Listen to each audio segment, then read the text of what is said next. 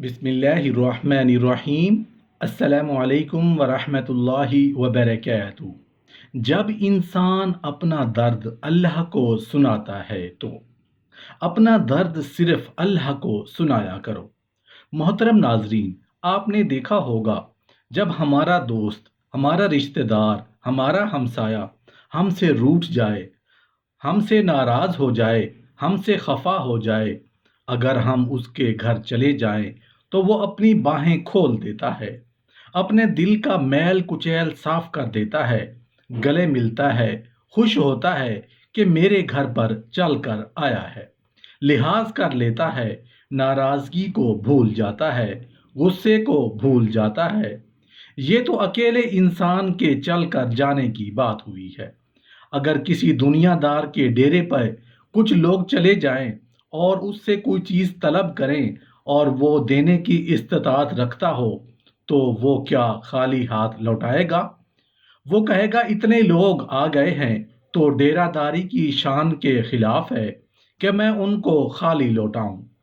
تو جب یہ دنیا دار خالی نہیں لوٹاتا تو رب کیسے خالی لوٹائے گا؟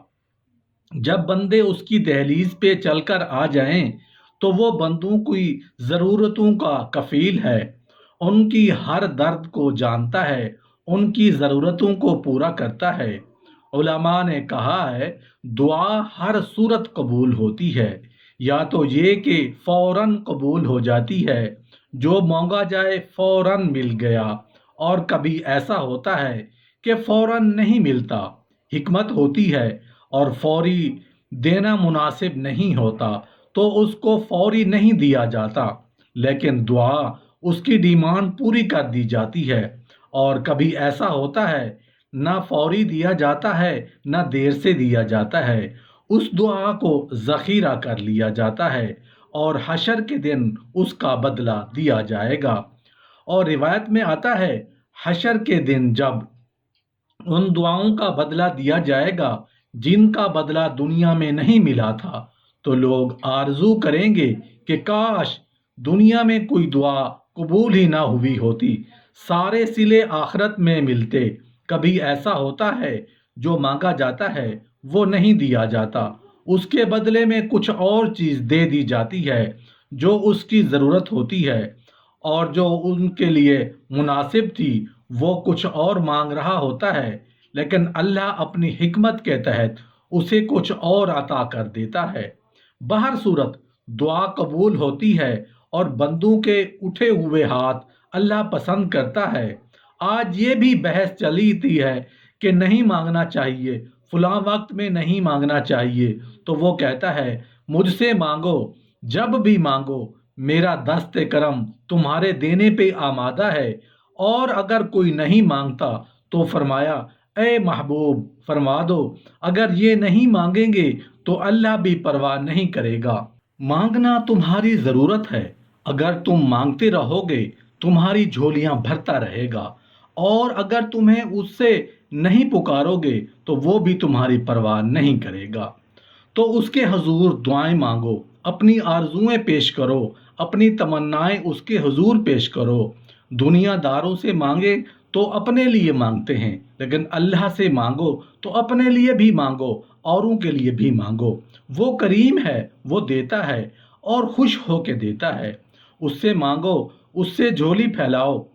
اللہ سے راز و نیاز کی باتیں، جو باتیں بندہ کسی سے نہیں کر سکتا، وہ اپنے رب سے ڈائریکٹ کرتا ہے۔ اپنے دل کے سارے دکھڑے اپنے رب کی دہلیز پہ رکھتا ہے اور اپنی ساری ضرورتیں مالک کی چوکھٹ پہ رکھ دیتا ہے، اور اس سے مانگتے ہوئے بندے کو شرم نہیں آتی، حیا نہیں آتی، بلکہ اس سے مانگتے ہوئے فخر محسوس ہو رہا ہوتا ہے کہ میں اپنے رب سے مانگ رہا ہوں، کسی اور سے نہیں مانگ رہا۔ دوسروں سے مانگیں تو جھجک لگتی ہے، لیکن مالک سے مانگیں تو اپنائیت کا احساس ہوتا ہے کہ میں اس سے مانگ رہا ہوں، اس لیے کہ وہ ہمارا رب لگتا ہے۔ ہمارا اس سے ربط کتنا گہرا ہے۔ مسجد نبوی کا ایک کونا تھا اور ایک بندہ وہاں بیٹھ کے دعا مانگ رہا تھا۔ اس کی دعا کے لفظوں پر ذرا غور کیجئے گا۔ اے اللہ، میں تجھ سے اس لیے مانگتا ہوں کہ تو میرا اللہ ہے، تیرے علاوہ میرا ہے بھی تو کوئی نہیں۔ تو یہ وہ دعا مانگ رہا تھا اور مسجد نبوی کے کونے میں بیٹھا تھا۔ حضور نے دیکھا تو ایک صحابی سے کہا، وہ جو دعا مانگ رہا ہے اس کو جا کے بتا دو تمہاری دعا قبول ہو گئی ہے۔ وہ مانگ اس ڈھنگ سے رہا ہے تو یہ دعا اپنے رب سے بے نیاز ہے۔ دعا خود عبادت ہے۔ جب تمہاری ضرورتوں کا کفیل وہ ہے تو پھر اس سے نہیں مانگیں گے تو کس سے مانگیں گے؟ اور جب اس سے بندہ مانگتا ہے تو پھر وہ مانگنے والے کی لاج بھی رکھتا ہے۔ تو تمہارا رب حیا کرنے والا کریم ہے۔ جب بندے اس کے سامنے ہاتھ پھیلا کے دعا مانگتے ہیں، اللہ فرماتا ہے مجھے شرم آتی ہے ان کے اٹھے ہوئے ہاتھ خالی کیسے موڑوں۔ جب انہوں نے مجھ سے مانگا ہے تو میں نے بھی نہ دیا تو اور کون دے گا؟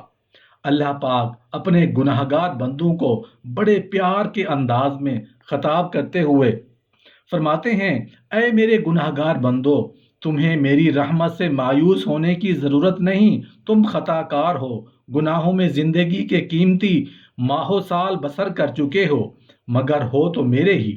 دنیا والے ممکن ہیں تم سے نفرت کریں، وہ تمہیں دیکھ کر نفرت سے منہ موڑیں، حقارت سے کہیں گے یہ چور ہے، ڈاکو ہے، زانی ہے، شرابی ہے، بے نمازی ہے، مگر میرے در پر ندامت کے ساتھ توبہ کرنے کے لیے آؤ گے تو میں تمہیں تانے نہیں دوں گا، تمہاری حکم عدولیاں نہیں جتلاؤں گا، بلکہ تمہیں آغوش رحمت میں ڈھانپ لوں گا۔